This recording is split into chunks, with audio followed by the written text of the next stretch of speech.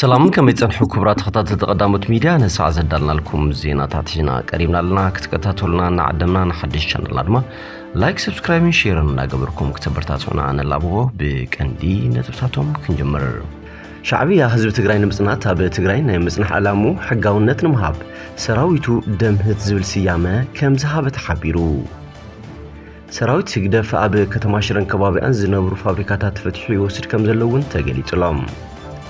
ኣብ ውሽጢ ክልተ ወርሕ ጥራሕ ልዕሊ 360,000 ወታደር ኢትዮጵያ ከም ዝሞቱ ጀነራል ብርሃኑ ጁላ ኣሚኑ ናይ ሕወሓት ምውዳእ ናይ ኦነግን ካልኦት ሓይልታት ምውዳእ ማለት ይክብል أمهار إسياس أفوركن أبي أحمدن تزاريبو بجنبار دو تجري حدشو كم تجمرة في الفلاتنا قليتهم التجري زلو هلو كنتات تلاتي تقالعو زبلن كأتنا لنا مسانا صنحهم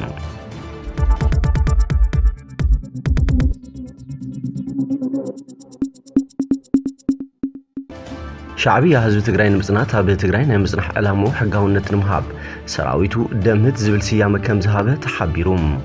ኣብ ውሽጢ ትግራይ ሰይጣናዊ ግፍዕ ዝፍጽም ዘሎ ኣራዊት ሰራዊት ኤርትራ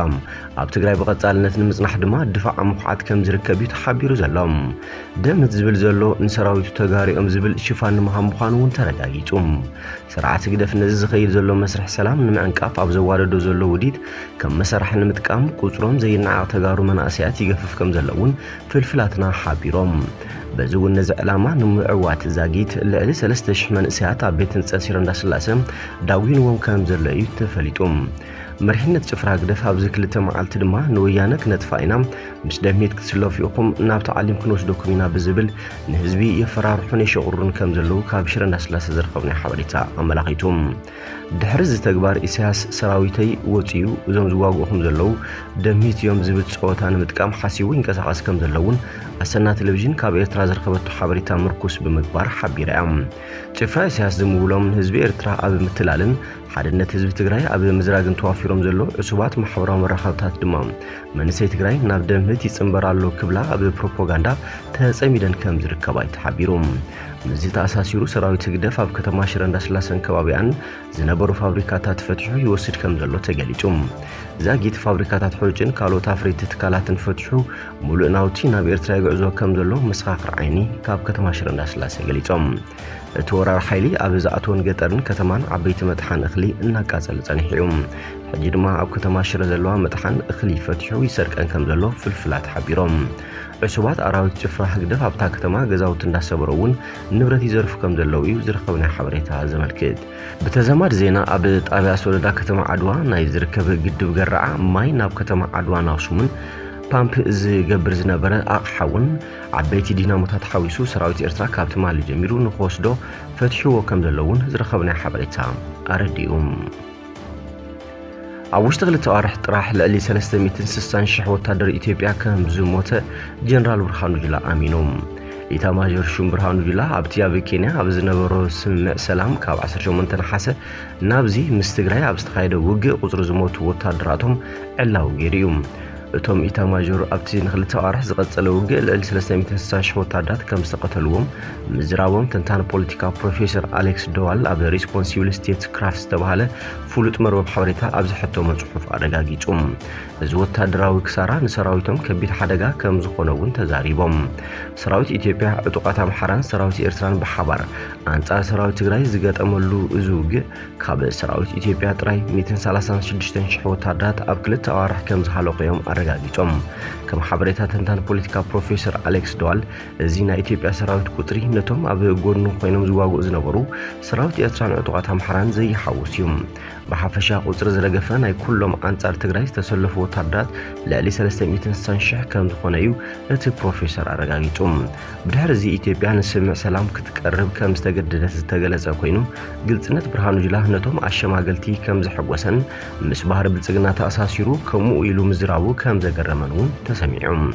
بتوسع خيتي أبز تفلالي وجاءت أتيو عن أرتق رئيس واجع زلوا سراويت إرتراون مسحيل تات مكان خالي إثيوبيا كبير سراوري دو كسبع عقر سراويت كجفف كمستجد داي تجليسهم تنتان بروفيسور أليكس دوال መንግስቲ ኢትዮጵያ ስምምዕ ክቅበል ዝብል እምነት ኣብ ኣሜሪካውያን ከም ዘይነበረ ዝገለጸ ኮይኑ ኣብቲ ብ14 ጥቅምቲ ዝተጀመረ ዝርርብ ሰላም ኢትዮጵያ ነቲ ስምምዕ ናይ ምቕባል ድሌታ ኣዝዩ ትሑትዩ ዝብሉ ኣሜሪካን ዲፕሎማት መንባሮም ኣረጋጊጹ። እዚ ድማ ሰራዊት ኢትዮጵያን ኤርትራን ንዕርድታት ሰራዊት ትግራይ ጥሒሶም ክሓልፉሞ ወታደራዊ ዓወት ክረኽቡ ካብ ዝነበረ ዓይን ዕሙተይ ተስፋ ዝብገስ መንባሪ ገሊጹ።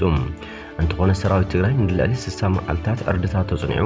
ኣብ ልዕሊቶም ሃኒኖም ዝመጹ ጥሙራት ሓይልታት ዘይጻወርዎ መጥቃዕቲ ፈኒው ናብ ዝርርብ ከም ዝደፍኦም እቲ ተንታኒ ሓቢሩ። ፕሮፌሰር ኣሌክስ ደዋል ንሰራዊት ትግራይ እቶም ጀጋኑ ናጽነታውያን ተቃለስቲ ኣብ ልዕሊ ጸላእቶም ዘየቋርጽ ዓወት ምጉንጻፍ ቀጺሎም ኣለዉ። ኣብ ልዕሊ እቶም ከትኩዕ ዝመጹ ጨካናት ሓይልታት ዘውርድዎ ከቢድ መጥቃዕቲ ድማ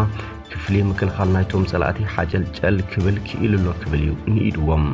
ሰራዊት ትግራይ ናይ ምንቅስቃስ መጥቃዕቱ ክቅጽል ይኽእል ዝበለ ኣሌክስ ደዋል እንተኾነ እቶም ንህዝቡ ዝተቆጻጸሩ ሓይልታት ገብናት ጄኖሳይድ ምፍጻሞም ክቕጽሉ ዝገብር ክኸውን ይኽእል ክብል እዩ ሓቢሩ። መራሕቲ ሕወሓት ብዛዕባ ክገብርዎ ዝደልዩ ቀመር ኩናት ኣይገልጹን።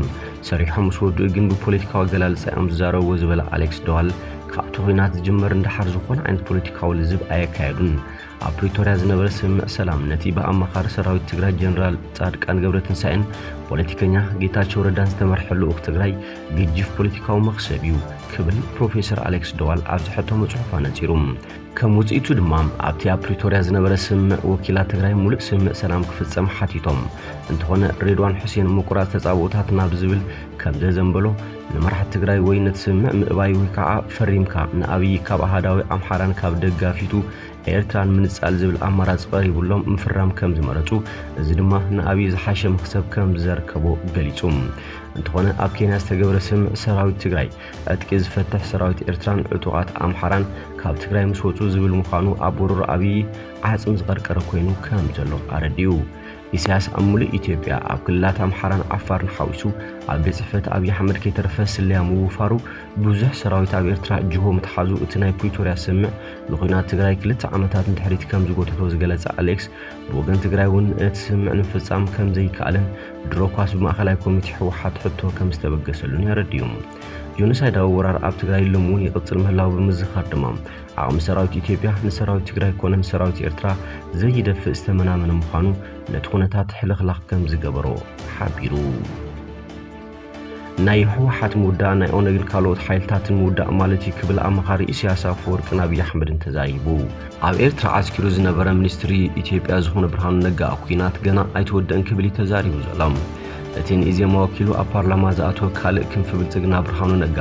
ሕወሓት ከም ዓንዲ ኩሎም ሓይልታት ተቃለስቲ ኢትዮጵያ ገይሩ ከም ዝርዮ ናቱ ምውዳእ ናይ በዓል ኦነግ ቃልሲ ጠጠውን ምባል ዝሕግዝ እዩ ዝብል እምነት ከም ዘለዎ ክዛረብ ተራእዩ። ዘረባ ብርሃኑ ነጋ ነቲ ሓደ ካብቶም ብመስከረም ተማሪኾም ናብ መቐለ ኣትዮም ዘለዉ ልዕሊ 6500 ኮሎኔላት ዝኾኑ ኮሎኔል መሳፍንት ደሴ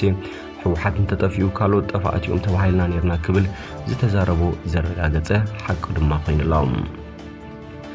ብግንባር ደቡብ ትግራይ ሓድሽ ውግእ ከም ዝተጀመረ ፍልፍላትና ሓቢሮም። ኣብ ትግራይ ዘሎ ውግእ በቲ ኣብ ደቡብ ኣፍሪካ ዝተፈረመ ውዕሊ ምቁራጽ ተጻብኦ ሓዲኡ እኳ እንተነበረ ሓይልታት ኣምሓራ ግን ብዝተፈላለዩ ከባብታት ውግእ እናኸፈቱ ምዃኖም ተሓቢሩሎም። ትማሊ ካብ ክልል ኣምሓራ ዞባዋ ግምራ ብምብጋስ ካብ ጻግብጂ ነቕሰገ ዘቕንዕ መጥቃዕቲ ከፊቶም ውዒሎም ነይሮም። እዚ ብኣንፈት ሩባ ጽራሪ ዝተኸፈተ መጥቃዕቲ ቀንዲ ዝተሳተፍሉ ሓይልታት ኣምሓራ እኳ እንትኾኑ ከበድቲ ጽዋራት እውን እናተተኮሱ እዮም ውዒሎም። ኣብ ጎኒ ሰራዊት ኢትዮጵያ ብምስላፍ ኣብ ኩናት ትግራይ ክዋግኡ ዝጸንሑ ሓይልታት ሰራዊት ትግራይ ብረት ድሕሪ ምውራዶም ክወፁ ምዃኖም ለገሰትሉ ምዝራብ ድማ ዝዝከር እዩ። እምበኣርከስ ክቡራትን ክቡራን ተኸታተልቲ ቀዳሞት ሚድያ ንሰዓት ዘዳልናልኩም ዜናታት ነዚኦም ይመስሉ ነይሮም። ስለ ተኸታተልኩምና እንዳመስገና ብቐጻሊ እውን ላይክ ሰብስክራይብን ሼርን እናገበርኩም ምስ ቻናልና ክትጽንሑ ንላቦ ሰላም ንዓኹም።